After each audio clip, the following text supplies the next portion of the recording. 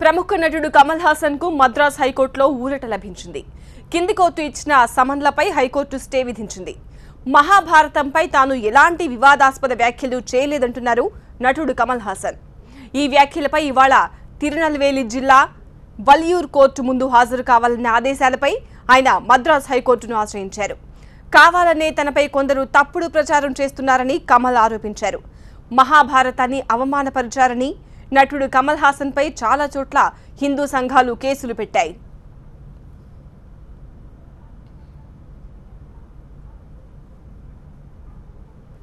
హిందూ మతాన్ని కించపరిచేలా వ్యాఖ్యలు చేశారంటూ కమల్ హాసన్ పై హిందూ మక్కల్ కచ్చి కేసు పెట్టింది. ఈ కేసుపై విచారించిన న్యాయస్థానం కమల్ కు నోటీసులు జారీ చేసింది. మరోవైపు హిందూ సంఘాలు కమల్ తీరుపై మండిపడ్డాయి. ఆయనకు వ్యతిరేకంగా ఆందోళనలు చేపట్టాయి. బసవేశ్వర పీఠానికి చెందిన స్వామి ప్రణవానంద లోకనాయకుడిపై పోలీసులకు ఫిర్యాదు చేశారు. రెచ్చగొట్టే వ్యాఖ్యలు చేసిన కమల్ హాసన్ హిందువులకు క్షమాపణలు చెప్పాలని ప్రణవానంద గతంలో డిమాండ్ చేశారు. ఓ టీవీకి ఇచ్చిన ఇంటర్వ్యూలో వివాదాస్పద వ్యాఖ్యలు చేశారు కమల్ హాసన్. పాండవులు ద్రౌపదిని తాకట్టు పెట్టి జూదంలో ఓడిపోయారని, ఆడవాళ్లకు ఈ దేశంలో ఇచ్చే గౌరవం ఇదేనా అని ప్రశ్నించారు. స్త్రీలను వస్తువుగా చూస్తున్నారని చెప్పాడు. అంతేకాదు సినిమాల్లో కూడా మహిళలను కించపరిచే విధంగా చిత్రీకరిస్తున్నారని అన్నారు. దీనిపై హిందూ సంఘాలు భగ్గుమన్నాయి.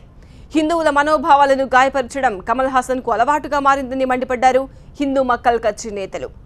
మహాభారతాన్ని అవమానపరిచినందుకు కఠినంగా శిక్షించాలని డిమాండ్ చేస్తున్నారు.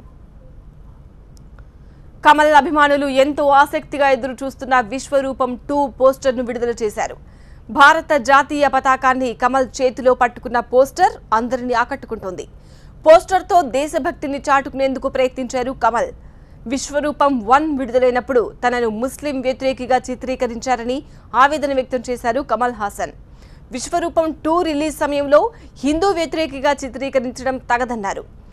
వల్యూర్ కోర్టు ఆదేశాలపై స్టే విధించాలని కమల్ హాసన్ మద్రాస్ హైకోర్టులో పిటిషన్ దాఖలు చేశారు. దీన్ని విచారణకు స్వీకరించిన కోర్టు కింది కోర్టు తీర్పుపై స్టే విధించింది.